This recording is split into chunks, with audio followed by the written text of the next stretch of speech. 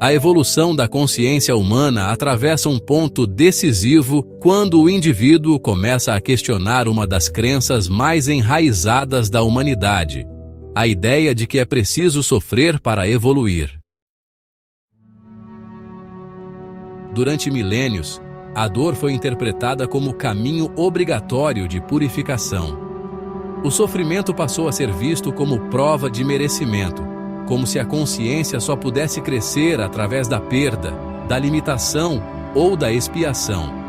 Essa visão, profundamente enraizada no inconsciente coletivo, moldou não apenas culturas e religiões, mas também a forma como cada alma enxerga sua própria jornada.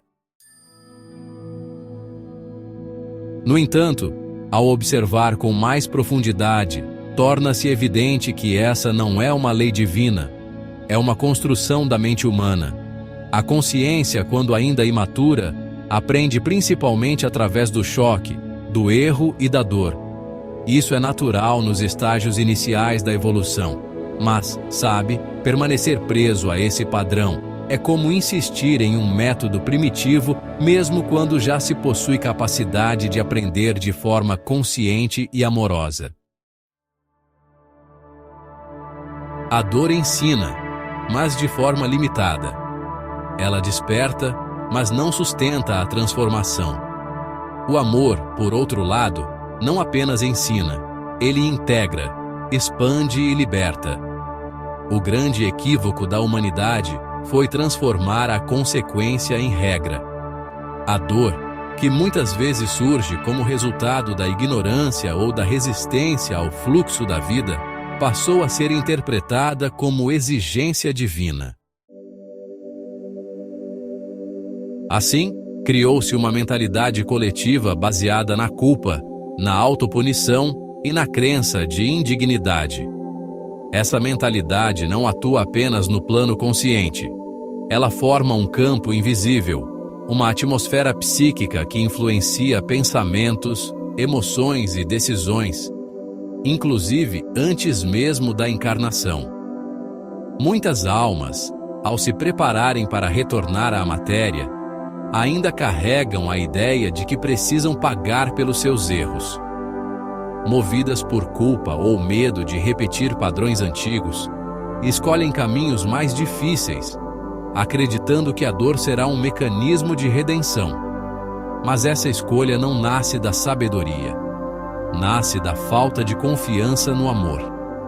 A verdadeira transformação não ocorre quando o ser se limita para não errar, mas quando ele desenvolve consciência suficiente para agir de forma diferente, mesmo tendo liberdade para repetir o erro.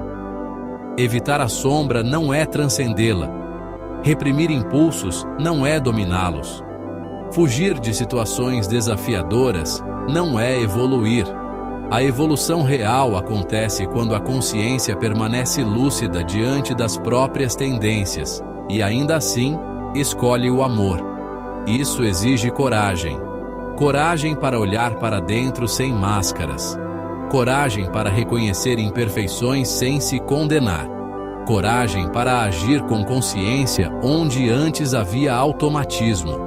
Nesse ponto da jornada, a sombra deixa de ser inimiga e passa a ser instrumento de crescimento. Ela revela aquilo que ainda precisa ser integrado, não punido. Ao invés de fugir das próprias imperfeições, o indivíduo começa a compreendê-las. E ao compreendê-las, deixa de ser dominado por elas. Esse é o momento em que a evolução deixa de ser um processo doloroso e passa a ser um processo consciente.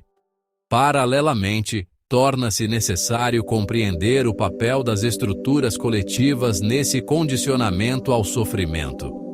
As tradições espirituais, em muitos momentos da história, refletiram o nível de consciência das almas que as construíram. Assim, ideias como punição divina, sacrifício obrigatório e expiação pela dor foram incorporadas como verdades absolutas. Não por maldade, mas por limitação de percepção. Essas ideias, repetidas ao longo de gerações, ganharam força, tornaram-se padrões inconscientes profundamente enraizados, influenciando não apenas a forma de pensar, mas a forma de viver. Criou-se então um ciclo. A mente acredita que precisa sofrer, faz escolhas baseadas nessa crença, vive experiências de dor e reforça a crença inicial. Esse ciclo se retroalimenta, e enquanto não for questionado, continuará se repetindo. Romper esse padrão é um dos maiores atos de libertação da consciência. Significa abandonar a necessidade de punição e assumir a responsabilidade pelo próprio processo evolutivo. Significa compreender que o erro não exige sofrimento, exige consciência. Significa perceber que não é necessário perder para aprender, nem adoecer para valorizar a saúde, nem cair para descobrir o caminho. A vida não exige dor. Ela responde à consciência. Quando a consciência é inconsciente, a resposta vem como choque. Quando a consciência desperta, a resposta vem como aprendizado. Quando a consciência se expande, a resposta vem como harmonia.